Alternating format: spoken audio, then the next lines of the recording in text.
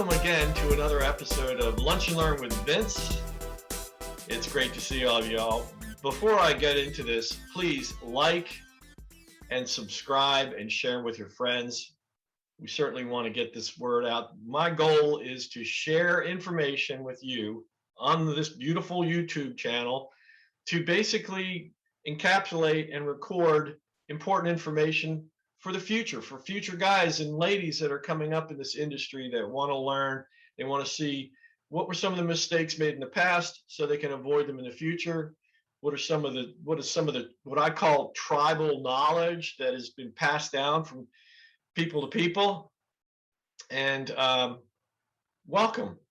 I have my good friend here, Larry Backus, who is also known as the Pump Guy. And he is an inventor, a writer, a great resource for anybody in pump and rotating equipment world. And his information will be in the notes down at the bottom later. And I've got Mark Zabawa, and I've got an old friend, John Carissimi from Ashcroft Inc. And I just want to welcome all of you. Welcome, and welcome to Lunch and Learn with Vince. And let's get started and talk about Ashcroft. Well, let me also say I'm probably the pressure gauge best friend. Great. I would agree with that, Larry. In fact, Larry and I have done a couple of podcasts and talked quite a bit. And one of the things we noticed, and this might be the good opener for our conversation, is that oftentimes people will have no gauges whatsoever before or after a pump, yet they seem to have sort of like this knowledge that based on vibration or other things that this is what's going on or what's going wrong with the pump, or the cavitation resulting is from X, Y, and Z. But they really don't know unless you have some gauges. So let's kick it off with that. Where should gauges be, and why aren't they there right now, guys? So jump in. I can jump the start here. Yeah. Traditionally, they would be mounted on the suction side of the pump and the discharge side. To your statement, you're correct. We don't necessarily see them on every pump, and it really comes down to the type of pump, how critical the application is, how demanding the application is. At least from the experiences that I've come across here at Ashcroft, the types of applications end up either being on very, very high pressure applications up to 40,000 PSI. Many of those are involve clean media, but high pressure. And obviously with pressures like that, monitoring is a critical safety factor. But the other side of it, we see gauges and instrumentation commonly applied when pumping solids, slurries, things that can clog more easily. And what the end user is looking for is the condition where either the plumbing on the suction side is getting clogged or in the process of clogging, or the discharge side plumbing is getting clogged or blocked. And those are basic things that people are looking to catch before you have a bigger problem. So the suction side, that can lead to cavitation. You're basically running a pump dry. On the high pressure side or the discharge side, you block the pipe. Now you can run into other problems. You're in a liquid-based system. The hydraulic effects can be quite impressive compared to what customers might think is possible. So once you shut a system down like that, and you continue to try pumping an incompressible fluid, you can run into some pretty big problems. So that's our experience when people start instrumentating adding instruments to the system. Yeah, I would dare say that you're talking about potential life-threatening situations. I mean, if you're talking 40,000 PSI and you've got a clog at that end. In those applications, yes, those are very, very, very demanding. Very demanding on instruments themselves also, so that you're still getting reliable reading and making sure the instrument can hold up to that. Vince, I'd like to also take that one step further, please. We've been talking about gauges, but we'd like to expand that a little bit more into pressure instruments, because Mark was right on in his description. And let's take wastewater sludge as a good example, where some of these pumps have to grind the slurry that comes through or whatever, and have a propensity to be clogged. So you don't just want to have a gauge there and hope that somebody happens to be looking at it at the moment that the suction side gets starved.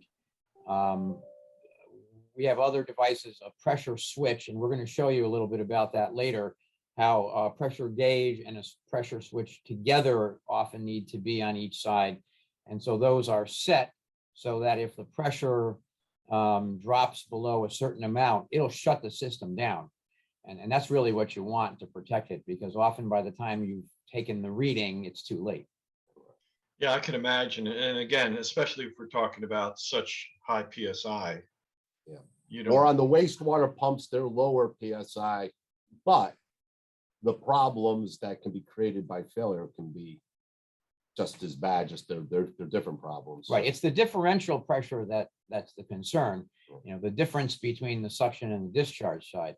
So when we, regardless of what the static or line pressure is, it's when those differential pressures get so far out of whack that the cavitation starts to happen. so let me ask you guys, again, this is all fairly impromptu, but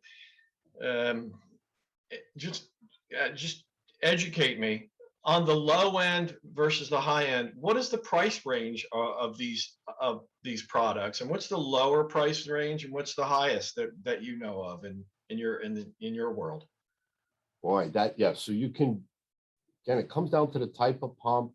The media involved is a big consideration, the level of performance that's needed. So all of that. So what level, what accuracy level, what's the media, the compatibility, and or the solids content. As you increase the solids content, you move into assemblies that would have some type of seal. So a diaphragm seal that would then reduce and prevent clogging of the instrument. So if it's okay, we could share. Yeah, please. Yeah, we got Here. some good stuff. All kinds of, we have DFCO. We've got, Yeah, which one do you think I should? I'll show something like this to start with. sure. Okay. Or this one. I would do this one. Okay. Okay. Let's see here. See if I can harness technology. To see that picture on the screen. There it is. Okay, now I can show it. Okay. Screen, and here's that That's picture. it. This. There you go. This podcast is not being brought to you by Body Armor, but I do like it. It's a damn fine drink, so that's why I'm please continue. Oh wow, so we got a dual kind of Yep. okay. So the main part here now, in this situation, you're dealing with most likely a media that could clog, that may have high solids content, could even be a slurry. So on the bottom of this, you see a seal. And then the product on the gauge obviously is on top, but then there's a switch attached on the side. And all of this is liquid filled. This assembly is liquid filled, so you can translate the pressure from the seal up into the instrument. But you're protecting the instrument, you're protecting itself from clogging. This also can help dampen to some degree the pulsations that are very typical in a pumping application. So the pulsations can be really challenging and can be harmful to instrument life. And there's another thing here. So in this is a fairly simple example where we have a diaphragm seal on the bottom, a switch, and a gauge. So let's look at the capabilities we have here. We have a local reading from the gauge, and we have the ability to control via a switch to turn the pumps on or off. There's a third thing that sometimes appears on here, maybe off to the right, and that would be some type of transducer or transmitter that communicates with an external device, because there may be a control system that works electronically that opens and closes valves and things like that. It just needs a pressure sensor to feed it the the pressure measurement information. So to get back to your original question, Vince, on what we're talking about for a price, it can vary so much depending on, you know, which instruments have to be supplied to get to which result. But to this Yeah. point, this assembly here, that's why putting the picture up is helpful. Something like this would be in the price range of $400 to $800, depending on the materials that the wetted material requirements, the size of the gauge, etc. A standalone gauge could be anywhere from $35 to $150, $200 or more dollars, depending on, as you go up in pressure, those gauges go up in price, and then you're quickly up into the $600-800 range just for a gauge that can withstand 60,000 or 80,000 PSI full scale type product. Let's say if somebody were pumping, say, peanut butter or jelly or human waste, obviously you wouldn't want the peanut butter to get up into the boredom tube. So then you would use the isolator. Now,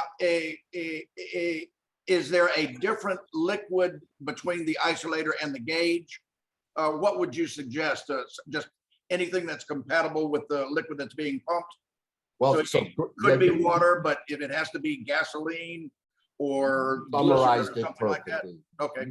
You summarized it. Sorry to cut off there. You already summarized it. Does the isolator, or using the pressure gauge with the isolator, does that introduce maybe an error into the readings? Yes. 1 or 2% or 0.5% or what? It can vary. So that is a great point that gets overlooked so often. We're constantly working with our inside technical support people to remind them of that.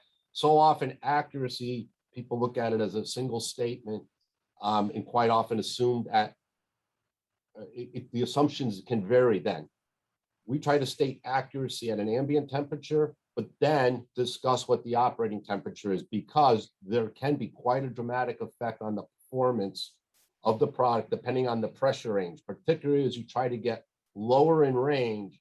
The temperature effects on that assembly can increase, sometimes to a point that might even surprise some people. So we've got various tests and results we can share to guide people to what might be applicable, but you're definitely getting into the 2, 3, 4, 5% range in some cases. And Larry, to answer your question about the fill fluid, yeah, there has to be a liquid fill in there, and because you want a non-compressible in there. Yeah. So when the diaphragm pushes up, it pushes that fluid, or I should say liquid, into the instruments.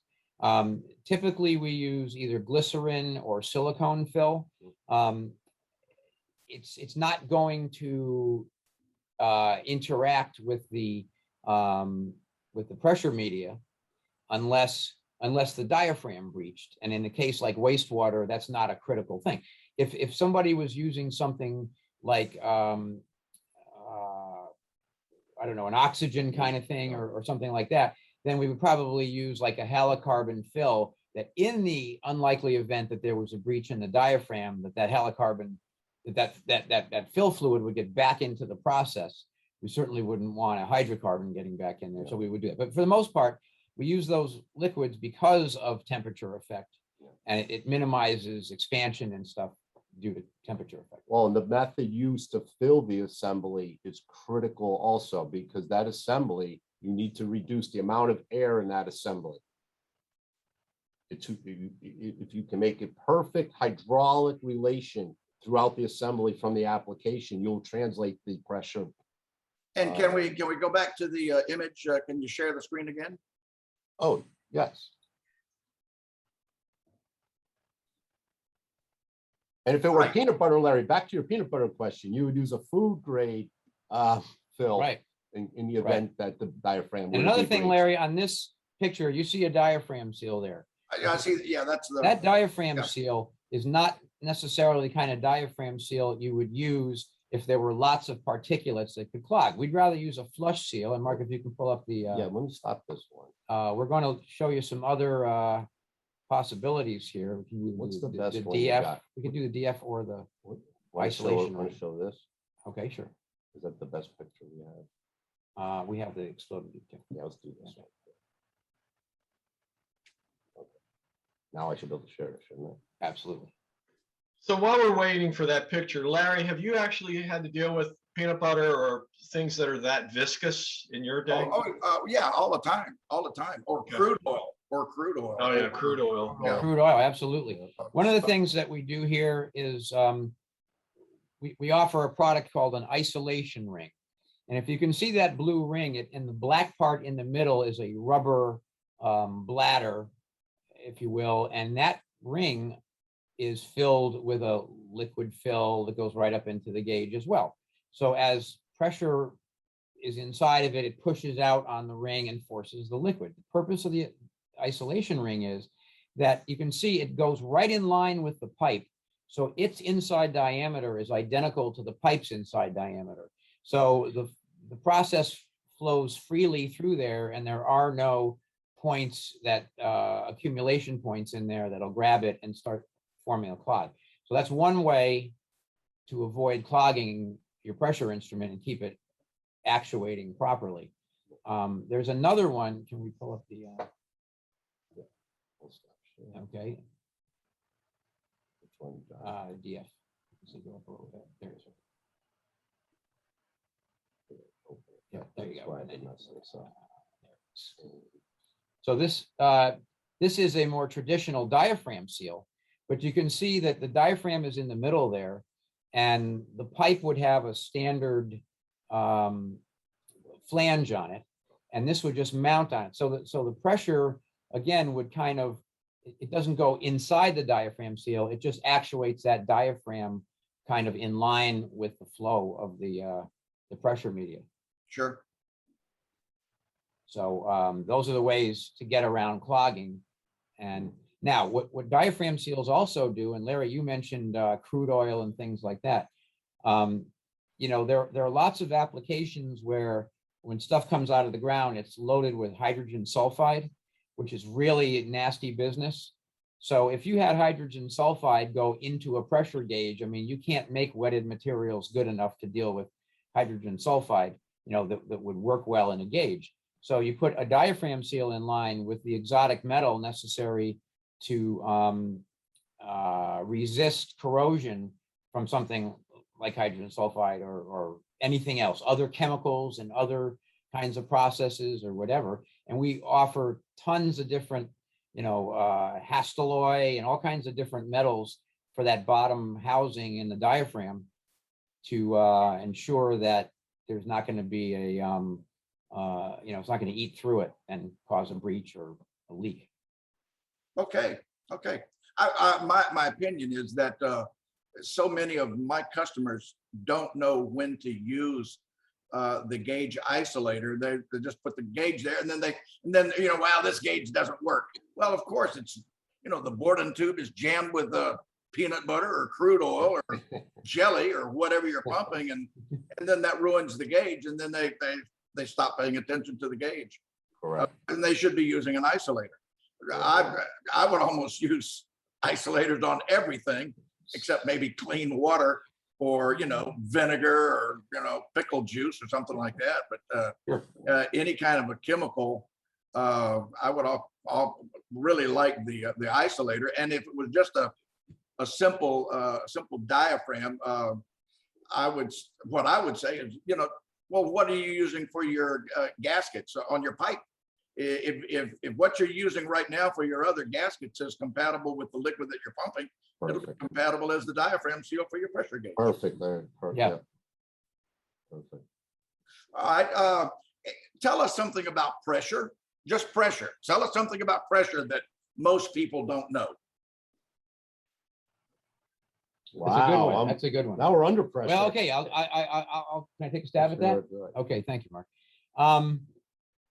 Few things about pressure. There are three things that affect and change pressure. It is the amount of molecules, if you will. Let's take a closed system, and let's say a nitrogen bottle.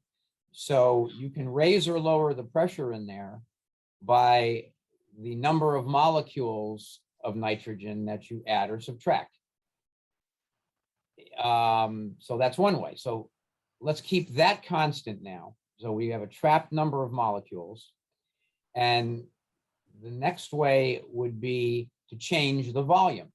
So if you trapped a certain amount of molecules, but you were able to lower the volume, like you would say in the cylinder of a car engine, you are now compressing, then you raise the pressure. So same temperature, same number of molecules, different volume. And the third thing would be to change the temperature. So if you keep the volume constant and the number of molecules constant, but you increase or decrease the temperature, you're going to increase or decrease the pressure. That's why your car tires are a moving target. You can go out there one day and get your tires at exactly 32 PSI, and the next day check it and they're at 30. And well, why is that? Well, because the temperature dropped 20 degrees or whatever. And these are based on Boyle's law and Charles' law, and then the perfect gas law, which is the combination of those two. And so it's not always as simple. And even in testing instruments, when you generate a pressure and you try to achieve a test point where that pressure is going both on a test instrument and a device under test, when you pump it up, you heat up that fluid, whether it's liquid or gas. And the second you stop pumping, it starts cooling and the pressure starts dropping. So you're trying to hit a test point of, say, 250 PSI, and you pump it all up, and then you take your hands off and you notice it starts dropping. That's adiabatic cooling. And that's the same thing as we just talked about. It's when the temperature energy comes out of it, it starts to reduce the pressure. Tell us something about vacuum that most people don't know. So I suspect many of folks in your audience have a clear understanding of the difference between a vacuum measurement versus an absolute pressure measurement, but it could be helpful maybe to some newer folks. We get this question a lot and it creates a lot of confusion. And back to the pump world, quite often the measurement that folks want is relative to the local ambient pressure. When am I going below that? That is a vacuum measurement. Vacuum is relative to the local pressure, the reference pressure. That's how a vacuum cleaner works. You have to have the vacuum has to be lesser than the air around it, and you will suck the material in. That's the basic point about vacuum. So those measurements, you see them specified as vacuum or a compound gauge. Vacuum to 100 PSI, for instance, is a common range. When I'm going below ambient pressure can vary based on the local elevation, the weather conditions of the day. Absolute pressure is relative to absolute zero. The confusing thing is that's a perfect vacuum. So we're mixing terms, and sometimes that causes the confusion. But an absolute measurement, again, is starting from absolute zero. For instance, for altitude, you would use an absolute device to determine your altitude. Weather changes, a barometer is an absolute reference type device. But quite often on the pumps, you'll see on the suction side a device that you want as a vacuum device to tell you when you're below 0 PSI gauge. And Larry, one thing I'd like to mention is you and I have had some conversations in the past about compound gauges, pressure gauges, and that's a gauge that it has both a pressure and a vacuum side. Okay, so, and that's a common thing, I guess, in pumps. And one of the things that I've explained to folks over the years is that vacuum is not a thing. Vacuum is the absence of a thing. And I've had people who have had say a compound gauge, and they're testing it or whatever, and they're pulling a vacuum. They're operating a vacuum pump to remove atmosphere. And they will tell me, there's something wrong with your gauge because it's a 0 to 30 inches of mercury vacuum. And we're running the pump, and we can only get it down to 28.5 inches of mercury vacuum. Something wrong with the gauge. And I would ask them, well, what is your barometric pressure today? And they would say, well, 28.7 or something like that. I'd say, well, here's what we're dealing with. I said, if you have 10 bananas, how many bananas can I take away from you? Well, 10, right? Can I take away 11? No. So if you have 28.5 inches, or 28.7 inches, how many inches can I take away? 28.7. I can't take away 30 on that particular day. So it's important that people understand that. Good point. Very good point. Well, tell me this, has a perfect vacuum, absolute zero pressure ever been attained, or is it something that we all In aspire outer to? space, more or In less, outer space? that's as close as you'd ever get. I Is believe most. is the answer no? I'm not aware Well, I of. mean, see, we've never, That's a great. we've gone to the moon, but some people would say that may not be outer space. Well, there are ways, let me say this, there are ways to achieve that beyond a vacuum pump. There are things called getter devices that, so you could pump and pump and pump and then have something that also serves as a sponge for air molecules that are still in that side. And those are the kinds of things you'd have to do to get as close to, so a perfect vacuum means there are no molecules Yes. floating around anymore. Even in outer space, people would argue that isn't even true. But so I don't know how close I'm sure they've gotten darn close on Earth, though, for some kinds of projects. It's So necessary. these are challenges in the manufacturing process, Larry. And John, you just said, I'm sure they've gotten close. That means it has never been attained. Not that it's a. I would Get say, close to it. if you're using the word perfect, I would say it never been attained. Okay, good. Good. Vince?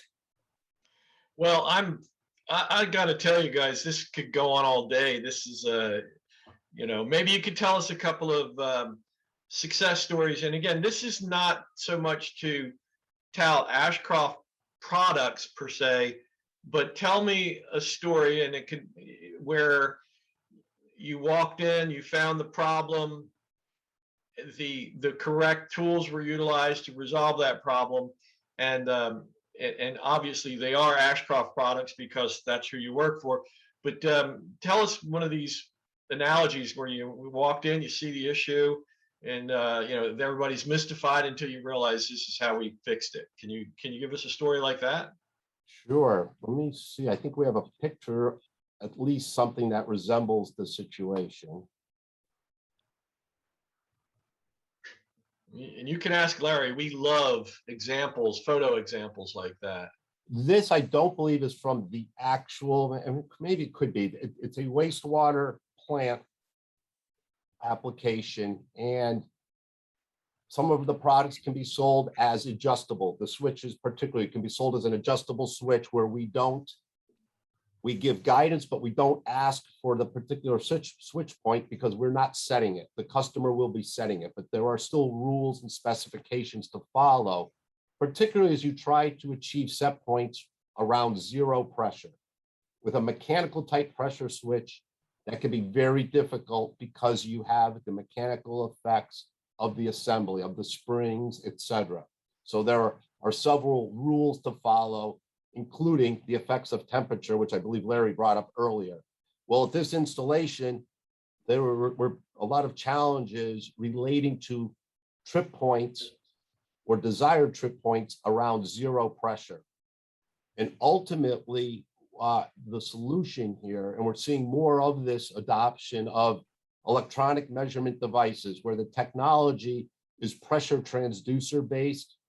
So it's not relying on the springs, the mechanical interaction that a traditional pressure switch has. So you can get much tighter dead bands, much tighter repeatability of the switch set point around zero. So this device on the left with the display actually has a pressure transducer built into it, but a circuit board that allows for the adjustable switch point.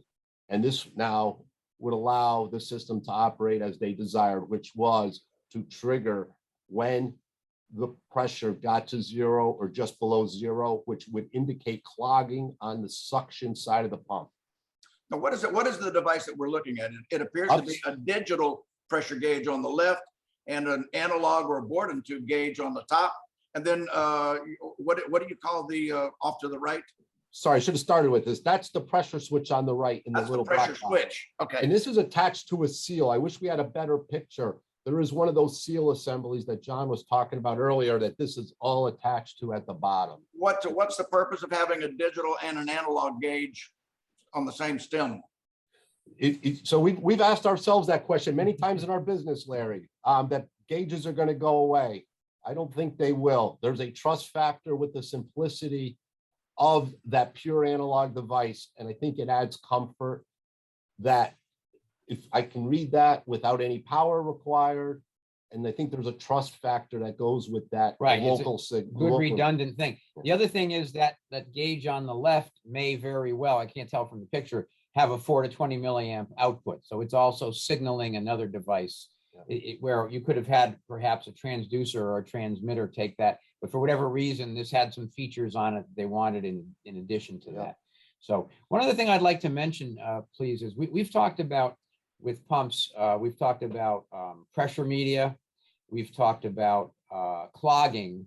There's one other big factor, and that is, Mark touched on it, was pulsation from a pump and vibration, because pumps can vibrate. Now, in the example of a mechanical pressure gauge, that would manifest itself in a pointer that's jiggling all over the place and would make it hard for you to read a particular pressure point. We have different solutions for that. One, the more traditional one, is a liquid fill that goes inside of the gauge. It's like a thick glycerin, and it stabilizes the pointer from bouncing around. The other thing is we have one that doesn't require that, and this gauge in this picture has it, which is, if you can see the word plus on there, where there's a little silicone appliance that goes around the pinion that keeps it from bouncing around. Also, in our pressure transducers, we have pressure transducers that are very, very resilient in those conditions. And you get what you pay for sometimes. So people think, oh, well, something else is cheaper or whatever, and they find out that they either can't read it or it got shaken to death. So we're very proud of the fact that we're able to work through these applications successfully. Is the digital gauge has the same accuracy from 0 to the highest pressure? Is it whereas I think the Borden tube gauges are most accurate in the middle of the run across the dial face, but the digital gauge maintains the accuracy or precision all the way across, right? It does. Great, good Now, point. okay, now, there's a Borden tube, and it might be a good idea if you guys have an explanation of the Borden tube. What does the digital gauge use that is not the Borden tube? It would have a metal, typically it's a metal diaphragm with strain gauges attached to the back of the metal diaphragm. And the different methods used quite often dictate the type of performance that can be achieved as far as reading stability or repeatability and performance over temperature. But the strain gauges are back on the back of the metal diaphragm.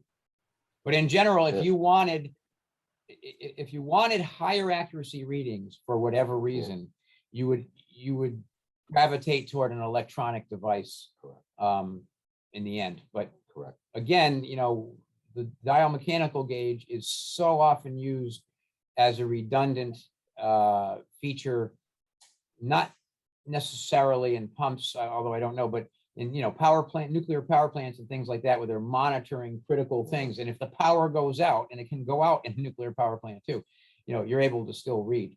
And these don't require power. So in some cases where the application is in a hazardous environment, where bringing in an electronic or electrical device can cause a spark that could blow the whole place up, a dial mechanical instrument is desirable, unless you needed an output or something like that. So, do you think that the digital gauges will eventually displace most of the analog gauges? No, you feel, I see your head's doing like this. I think it'll. So that means the analog gauges will always be here? I might be in the wrong age group. I think as the younger engineers come along, there'll be more and more trust. But for the additional cost of a gauge being the smallest cost component of this assembly, I'm not sure. I think from a troubleshooting standpoint, the mechanical gauge does offer some benefits in its simplicity. But it's a great question, Larry. We're Well, always asking. Larry, I ourselves. have to say, I'm the senior member of the team here, and I've been around a long time in the business. You know, I remember 30 years ago, that very conversation, and everyone, if you said, well, where do you think we'll be in 2021, we would have predicted that there would be no mechanical gauges at all, and here we are. So I don't know if that's ever really going to change, because there is still always that advantage that mechanicals have over electronics when it's, you know, intrinsic safety is necessary, or It's just the trust and the simplicity of it. intrinsic safety, or no power, you know, Yeah, yeah. available. Yeah. Mark, you're the director of OEM sales. OEM means original equipment manufacturer. Then Correct. who are your customers? What do you do when you go to work? So our customers could be, some of our customers are people building pumps in the various applications we discussed. So we would work directly with them, including people who make pumps for military applications. We are involved with some of the military applications for pumping skids and trailers that went to Afghanistan and Iraq, et cetera, for pumping fuel, pumping water in remote locations.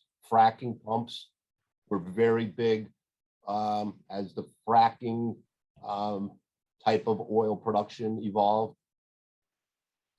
And other types of, whether it's a company that makes railway train braking systems or an HVAC system. That's what our group is focused on. You visit the people who make equipment. You don't visit the customer who uses the gauge. You visit the people who would put a gauge on the equipment that they're making. Correct. And okay, so now let's talk about pumps. Is that a big market for you, or do you consider that to be an easy market or a difficult market?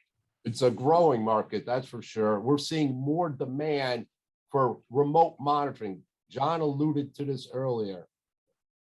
People have added gauges depending on how critical the application is. Now we're seeing more people go to the electronic devices to be able to send data, to be able to monitor systems from one location versus somebody going around checking gauges. It can be used for monitoring pump health. It can be a preventative maintenance tool. So we're seeing more of this, you know, the Internet of Things, where we can grab data now more easily. And that's the trend we're seeing. People expect more and more when they buy something today. Expect the product to last longer. They expect it to provide more efficiency, more energy efficiency. So, with the advent of with the advent of COVID coming into the scene, you know, and I'm sure we've all seen this, where there was this surge of remote monitoring because you know, we were ordered to stay home, so to speak, or it's more desirable to operate from a smartphone. Yes. That reports to me what's going on, and then I can say, all right, we need to make these adjustments. Now, it's still, you're still trusting the electronics, and yet I do see how an analog gauge still has its benefit, because when you're not remote monitoring, or if you're questioning the information that you're getting remotely, you can at least get a confirmation that the old traditional gauge is reporting the same thing, or if there's and no one's ever going to hack into a dial mechanical gauge. Right.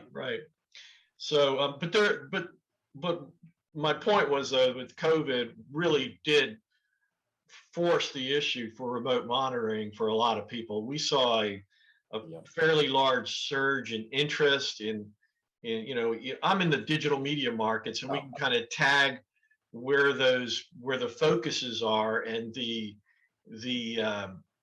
interest, the downloads, remote monitoring has and is a hot topic. Still probably will be for many years to come. Definitely. Yeah. If anything, COVID just pushed things ahead a little faster than where they were going. Right. And John, when you go to work, what is your title? What do you do when you go to work at Ashcroft? I'm a product manager. And your product is? my products, of a bunch of them, is the high precision instrumentation that we have under two brands, Heiss and Ashcroft. People who have been out in the business and done any kind of precision or calibration stuff know that Heiss is the kind of the gold standard for precision instrumentation like that. So I do that, and I'm involved with transmitters and other electronic devices and digital pressure gauges as well. So, but I've been with Ashcroft for 37 years now, so I've kind of been in all different slots and all that kind of stuff. So I do get involved in a cross section of things in my day. Who is considered the father of instrumentation? Edward Ashcroft. Yeah, Edward Ashcroft. George Well, I would say, Washington is the father of our country. Who is considered the father of instrumentation? maybe Eugene Bourdon. Bourdon would probably Eugene be. Bourdon was in France. So in 1850 or 49, Edward Ashcroft went to a symposium, a technical symposium in Paris, I believe, and met Eugene Bourdon, and that was he had invented the Bourdon tube, and so Edward Ashcroft licensed the patent rights, and that was the first, and the first Bourdon tube gauges in the U.S. in 1852, which is why if you see some of the old Ashcroft logos, they say 1852 on them. Doesn't mean the gauge was made then, but those now you can see that was the leading technology, because we're still using Bourdon tubes to this day, and all the other things they were using kind of went away for the most part. And that coincided with steam power and safety and being able to see into the system. And the gauge allowed that. Did you guys see the sign? Can you stop sharing the screen? Oh, I'm Sorry. sorry. No, do you have any other screens to share? Do you have any other shots to share? Yeah, let's see. Or Larry, do you? I welcome them all views. I don't have any screens to share on this, because this is for our friends at Ashcroft. I've got plenty of questions. How do you guys recruit a salesperson? How do you guys recruit a representative? Are most of your candidates university graduates, or are they high school graduates, or are they technical people, or what? So I've just recently gone through this, and it's always a challenge. COVID only made it more challenging. Depending on who your audience is, Larry, I'm going to answer a couple different ways. I believe for these type of jobs, it's important somebody have real application experience, product support, maybe customer type support work first, dealing with customer questions, solving problems. A lot of the job is really listening and solving problems. And that's how you gain the trust of the customer. So ideally, again, find somebody that came through the industry in those type of roles and then is interested in getting into sales, versus somebody saying, I want to be in sales, teach me about instrumentation and the challenges. So ideally, I like when we have folks who come up through the ranks inside the factory, have had several different positions that John just ran through, whether it's a product management job, a technical phone loop type person who's working on the phone loop, solving problems. And if there are younger people listening to this, I see a big gap in our industry. For whatever reason, and maybe during the time of the various acquisitions that happened throughout the 90s going up into 2000 time period, maybe we lost a group of people. There is a real opportunity here for people coming out of school. I was an engineer, degreed engineer, never thought I would end up in sales. I thought it was an insult, even when someone would bring that up to me, and worked my way through technical support, product management, and enjoyed the application aspect, learning about new things, the challenges, overcoming the problems, and solving the problems. So sorry for a long answer. but I hope there are some younger people listening. I see a great opportunity, and you work your way through these jobs can be very rewarding in many ways. Many of my customers tell me, they say, well, I ask, why are you using that pump or whatever? And they say, well, we asked the pump supplier to specify our pumps, and they say the same thing about seals and bearings. Do they also say the same things about instrumentation? They say, what gauges should I be using? Yes. Yes. Is that frequently what happens? Yes. Yes. Well, that's It's good. more Is that good? It's what this is my application, and usually the calls that get elevated to that point are the more challenging application, whether it's the type of media, the pressure range, the accuracy someone desires, the type of vehicle or end use. So it's all these aspects, and that's the hardest part I feel in the job, but the most rewarding part. It's taking a data sheet, list of specifications, and applying that into an actual application and successfully solving a challenging application problem. That's the part of the job I think that to me is most rewarding. And that's one of the things that we pride ourselves on at Ashcroft. I mean, we have to add value to the sale. Anybody can just make the stuff and put it out there, but we welcome and we enjoy customers bringing their problems to us and letting us help work through that. And so we invite anybody who's watching that to please, we have experts here. And we even, if it's something that they find on our website and they say, that's great, except I really need this or I need that. We are probably the most flexible manufacturer in terms of customizing products to fit somebody's need. It's just built into our whole culture here, and we're very good at it. What percent? Ashcroft has so much in sales last year and so much in sales last month. Can you guys say as you sell your pressure instruments, what percentage of your sales are Borden tube gauges? What percentage are the digital gauges? So we've seen that shift occur. So 30 years ago, 100% of the sales would be mechanical board-on tube type. Today, I would say we're getting into the region of 40 to 45% now are electronic type products. So it's approaching half and half. But we've seen the growth of the pie too. So it's not just the gauges getting pushed aside. We're seeing more the pictures you saw of the assembly with the electronic product now being added. So we're not subtracting necessarily, it's just adding. Now, let me ask, I got a question here. So the complex three-way gauges that you showed earlier, just a minute ago, is there some type of bird cage like mechanism that goes around those kind of things? To me, it seems to be an area where somebody could bump up against it, or a tow motor could hit it or something. Yeah. It seems like a weak spot, and I'm doing this for a reason. If I'm the critic that says, what the heck do we need a gauge over there for? Why? It's just going to be the weakest point in the system. Because it is sort of a stem sticking up out of something with 40,000 PSI in it. So are there protective cages around there that you offer? So we do not necessarily offer that. And I think it's because customers have taken more ownership of that. But you bring up a great point, Vince.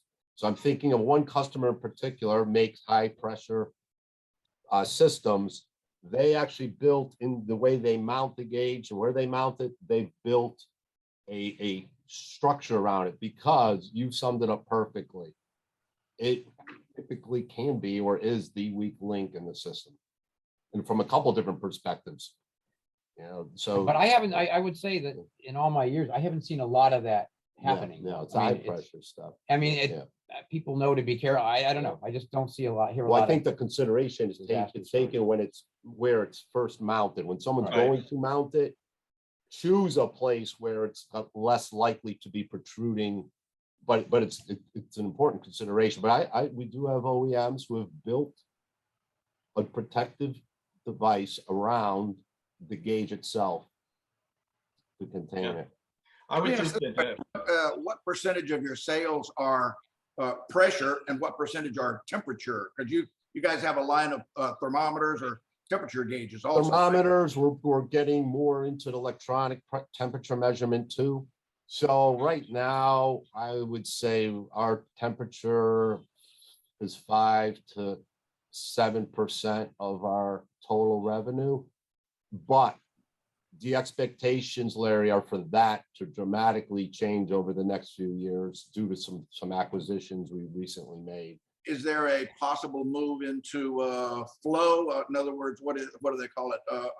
A flow measurement, flow meter? So that gets Or talked there. Ashcroft, Different. just stick with what you know and leave flow meters to somebody else? So I'm a fan of what you just said. Stick to what you know here. Let's make sure we got everything. We take care of everything we have. But yes, that is always talked about. Where are the next steps for the company? Many of our pressure measuring devices get used as differential pressure measurement devices, which quite often provide a flow reading to the customer. So already many of our products, certain products we offer do provide ultimately a flow measurement, but the customer's deriving it from differential pressure. So I think it's a natural direction for us to continue.